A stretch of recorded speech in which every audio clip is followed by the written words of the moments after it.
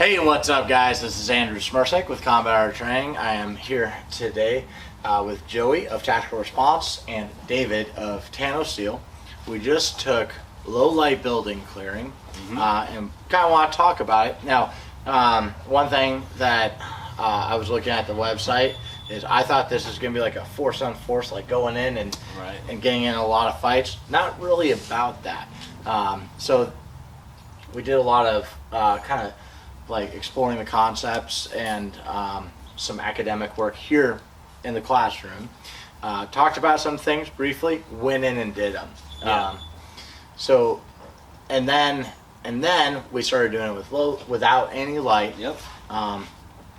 But what were like some things that you liked in the beginning? Let's see. So I think Jerry described it pretty well. It's a very cerebral class. You know, it's not about going in there and burning dudes down or anything like that, right? But yeah. So what did I like from the beginning? The first day, the biggest thing that I took away from it was just how loud humans are. Yeah.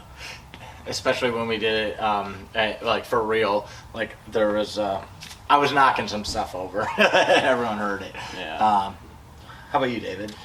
The idea of being stealthy, like you said, trying to be quiet and when you need to be dynamic, that was very valuable just to start thinking about that. This is all new to me, so that I feel like that's a foundational thing that now I can start, different situations thinking about what would I do here, what would I do there. Yeah, and it's like kind of like a chess game, but there's a lot of angles you're really working and a lot of details you're really trying to pay attention to. Like for me, we did room clearing stuff in the Marine Corps, but it was like if there was white light, it was like on. We weren't trying to be sneaky like we were here. Then let's see. After that, what else did we do the first day? There was so much. It was kind of chill. The first day was a lot of laying the groundwork, teaching the techniques and fundamentals and stuff like that.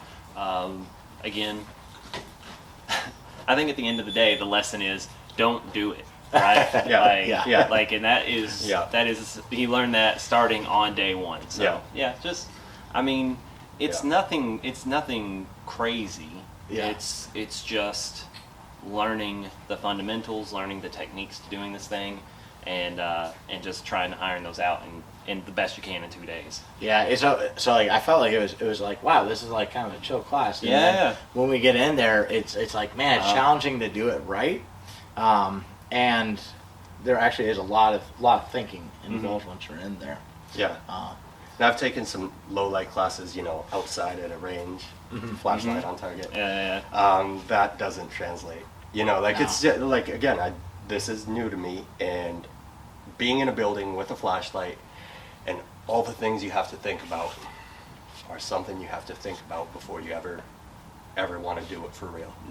Yeah. Well, because it's not, those on the range, it's low light shooting, right? Yes. You're practicing with a flashlight shooting a target. This isn't building shooting, it's building clearing, right? So, it's definitely a lot different than just going out there and putting holes in cardboard. Yeah, like I think the shooting aspect's important, and one thing that we saw is all the guys.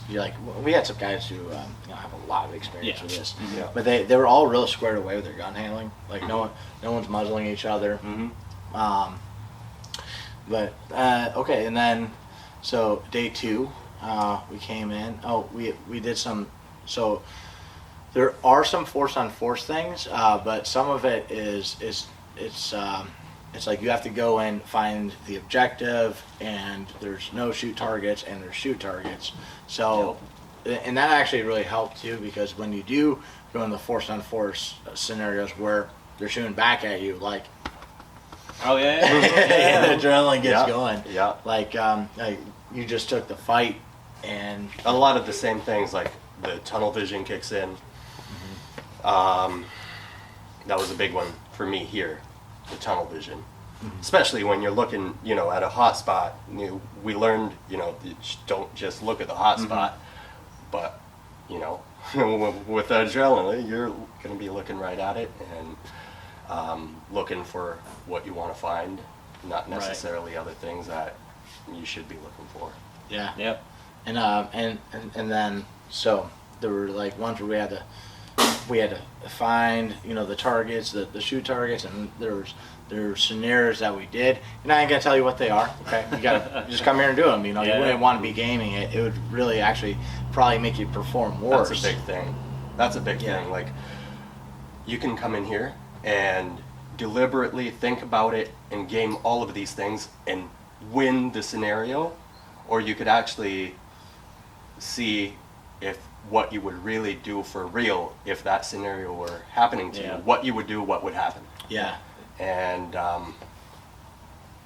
take the training lessons home, and you know, make changes if you need to. You know, like I think that was important for me in this class. Like, you know, I could think about, you know, like what might be in there and how I would do it in a shoot house if this were a scenario and blah blah blah, or just like if this is actually my house and this thing happened, then what would I really do?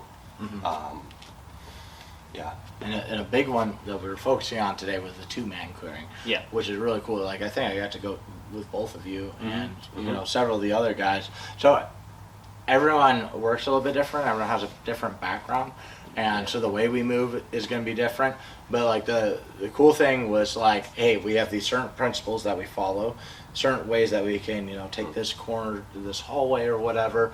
And I felt like everyone did a really good job just communicating and slowing down a little bit. Yeah, day one laid those fundamentals down. So then come day two, when you start doing the two-man stuff, everybody pretty much they're almost on the same page, if not there already. Yeah. So And if I took the class again, now like I remember things that I heard on day one, but I made the mistakes day two. yeah, So it'd be nice to go through again and actually understand more of the, you know, like lecture in having like some experience, some reference. For example, for me, I don't know how much I was doing this, but just that I don't remember says that I probably was doing it, like backlighting your partner. Oh, yeah. I honestly can't say that I was like, yeah, I know for sure I didn't do it. Yeah, I really did. There's a lot of trade-offs. It's like either we can see or we're giving ourselves and our buddy away. Yeah, absolutely. And I want to practice, like we were talking about at the end. I want to go home. I want to practice. I want to have my wife set up like shoots, no shoots, and just like, you know, dummy gun, move through, and have some shit on the floor that I might trip over. Right. And, you know, find the baby doll. We got a Yeah, baby. yeah. And I want to take her and bring it back through, bring her through this, and hopefully I'll be much better at the stuff I learned, and then she'll get the experience, and we can work Team as a up. team. Yeah, do that two-man stuff. Because Yeah. and a lot of the stuff we did was very practical, based on you being in your house and, oh, what was that noise? So, anything else about the class, guys? No, I don't have anything else other than come take the class. Yeah, Yeah. absolutely. Now, I did want to talk about gear real quick, too.